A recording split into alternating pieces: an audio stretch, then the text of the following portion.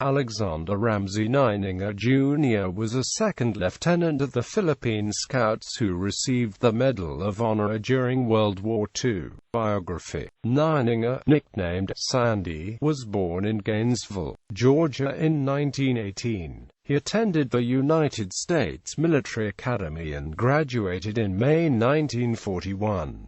After being commissioned a lieutenant, he was sent to the Philippines and was attached to the 57th Infantry Regiment of the Philippine Scouts. After entering active service, according to Malcolm Gladwell, Nininger wrote a friend to say that he had no feelings of hate, and did not think he could ever kill anyone out of hatred.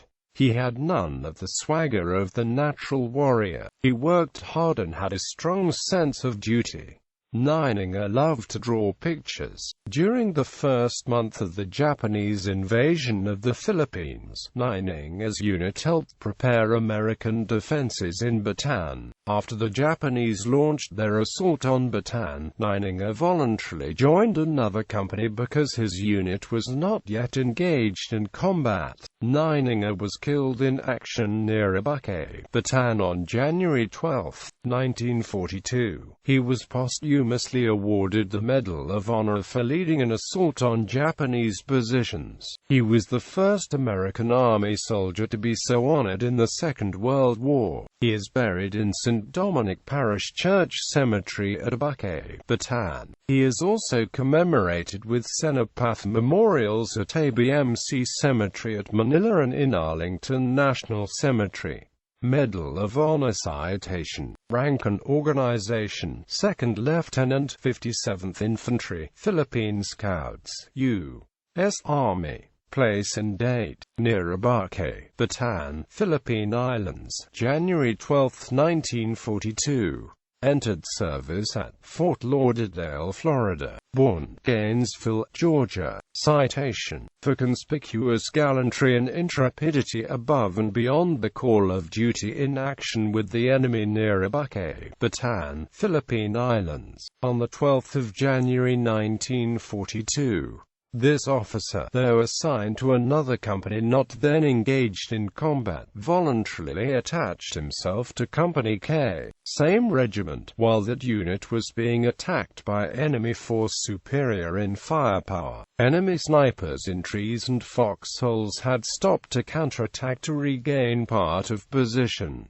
In hand-to-hand fighting which followed 2DLT, Nininger repeatedly forced his way to and into the hostile position. Though exposed to heavy enemy fire, he continued to attack with rifle and hand grenades and succeeded in destroying several enemy groups in foxholes and enemy snipers. Although wounded 3 times, he continued his attacks until he was killed after pushing alone far within the enemy position. When his body was found after recapture of the position, 1 enemy officer and 2 enemy soldiers lay dead around him. Further honors and legacy: the 1st Division of Cadet Barracks at West Point is named in his honor. Nininger was the first United States soldier to receive the Medal of Honor in World War II. In 2006, an award was created in his honor by the Association of Graduates of the U.S. Military Academy, the Alexander R. Nininger Award for Valor at Arms. It is given to West Point graduates who have displayed courage in combat and upheld the values of West Point. The first awardee was Major Orion L. Worthen. 2 transport ships were named in honor of Nininger. TAPC-117 was launched as Alexander R. Nininger, Jr. The second was a victory ship that was named USATLT Alexander R. Nininger. His hometown of Ft.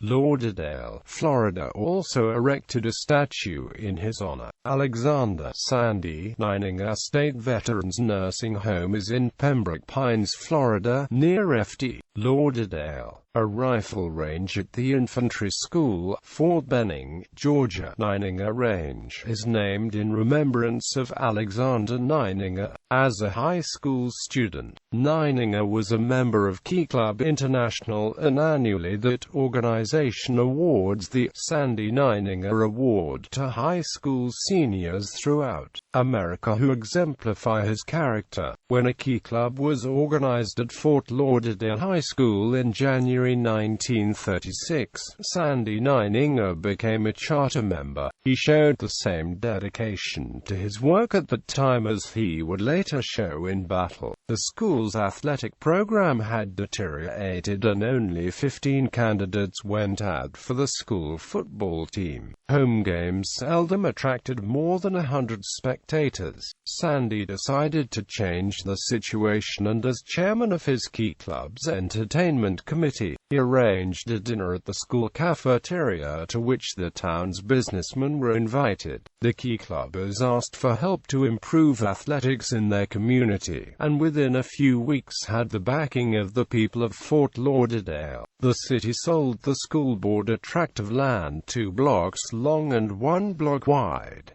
An electric power company donated poles. Electricians gave the services. The rest of the community loaned money for equipment and a headstand. Finally, a special football game was played before 1,500 spectators. Football receipts eventually paid for the field, the fence around it, another grandstand, and all athletic expenses. In the spring of 1942, at a convention of Florida Key Clubs, Kuani G. Harold Martin of Fort Lauderdale proposed the Sandy Nininger Medal as an award in his memory. As conceived by G. Harold, the medal was to be awarded to high school students who distinguished themselves by making the most of their opportunities, disregarding any school average or group standard. Thus, the award would recognize individuals in terms of their own abilities and weaknesses, opportunities and lack of opportunity. In 1946, Key Club International formally named Lieutenant Alexander Nininger, Jr. as the ideal Key Clubber. At the same time, the Sandy Nininger Medal was also adopted. This gold medal, with Sandy's likeness superimposed upon it, is now given by Key Clubs throughout America to the high school graduate who most exemplifies the tradition begun by Sandy Nininger. Since 1946, more than 520 Sandy Nininger Awards have been presented by Key Clubs to outstanding students.